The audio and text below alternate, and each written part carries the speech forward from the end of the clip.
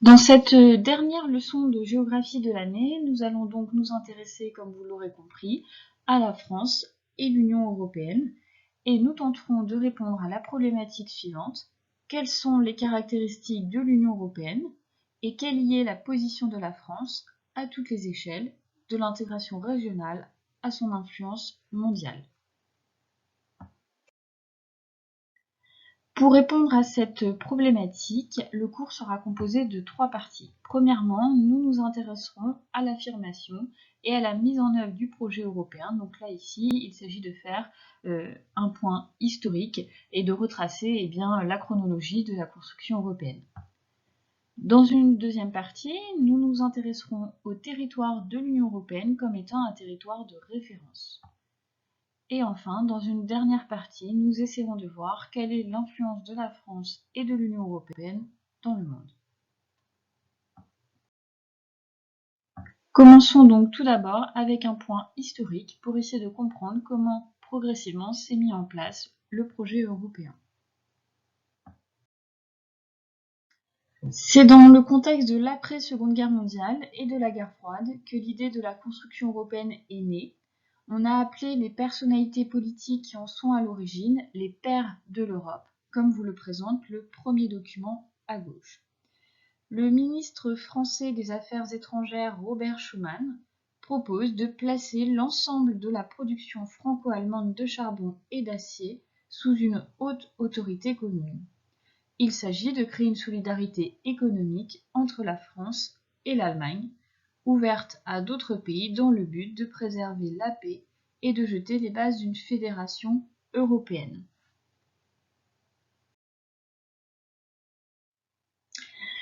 La déclaration de Robert Schuman, que vous pouvez découvrir ici et qui date de mai 1950, préfigure la signature du traité de Paris l'année suivante, qui va quant à lui instituer ce que l'on a appelé la CECA, c'est-à-dire la Communauté européenne du charbon et de l'acier. D'emblée, les fondements de cette union à 6 pays sont posés. D'abord, la paix et la prospérité des pays européens de l'Ouest passent par la coopération et l'indispensable réconciliation franco-allemande. Robert Schuman parle dans son discours d'une solidarité et il insiste sur une coopération indispensable entre la France et l'Allemagne. Donc cette coopération concerne d'abord la production de charbon et d'acier, qui va donc être placée sous une autorité commune, c'est-à-dire un organisme qui va gérer la production des pays qui en sont signataires. Il s'agit donc avant tout, à travers la CECA, de créer une unification économique entre les pays. Et cette unification économique a pour but ultime d'essayer de préserver la paix à travers une coopération économique entre les pays signataires. Vous l'aurez donc compris, ce projet doit faire renaître et affirmer une Europe nouvelle au sortir de la Seconde Guerre mondiale, qui a laissé le continent détruit, ruiné et divisé par les blocs, notamment sous la menace du communisme. Il s'agit donc pour Robert Schuman et les pères fondateurs de l'Europe de garantir la paix, la liberté et la prospérité économique.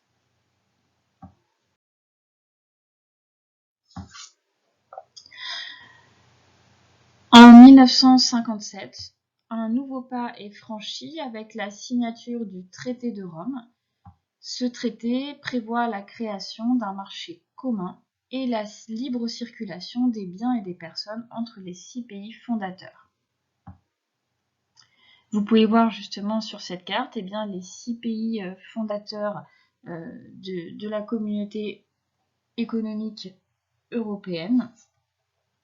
Et donc, il s'agit là de fournir des cadres pour instaurer des politiques communes dans divers domaines, notamment l'agriculture, le transport. Et l'Europe espère ainsi s'affirmer comme un acteur économique de poids et jouer ainsi un rôle important sur la scène internationale. Le traité de Rome est également le traité qui a permis la libre circulation des personnes au sein de l'Europe, ce qu'on a appelé ensuite l'espace Schengen, c'est-à-dire le fait de pouvoir passer d'un pays à un autre au sein de l'Europe, sans avoir forcément à faire voir ses papiers, sans subir de contrôle de la part de douane, puisque les pays font partie de l'espace Schengen. Donc ça, c'est la deuxième étape de la construction européenne, avec la création de la CEE, Communauté économique européenne. Dans les années 1970, la CEE compte 12 pays, puisqu'elle est rejointe par le Royaume-Uni, l'Irlande, le Danemark, la Grèce, l'Espagne et le Portugal.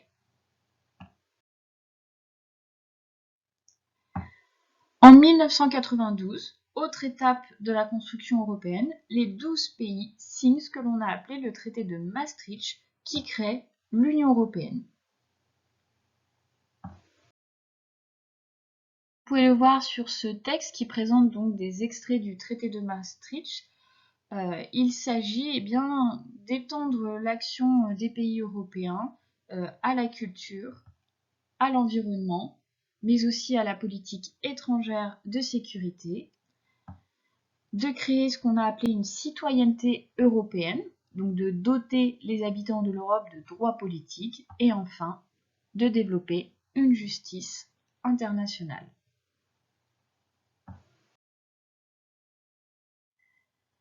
Enfin, le traité de Maastricht prévoyait également la création d'une monnaie unique, l'euro, qui sera mise en circulation en 2002, et vous pouvez voir sur cette carte les dates auxquelles les pays ont adhéré à la zone euro. Vous l'aurez donc compris, l'Union européenne s'est faite progressivement au cours de l'histoire et s'est au fur et à mesure élargie, intégrant de plus en plus de pays. Nous sommes actuellement 27 pays membres de l'Union européenne, puisqu'il faut enlever l'Angleterre qui, à travers le Brexit, a quitté l'Union européenne. Vous avez donc ici différentes cartes qui vous permettent de voir justement comment s'est construit peu à peu l'Union européenne de 1957 jusqu'à 2020.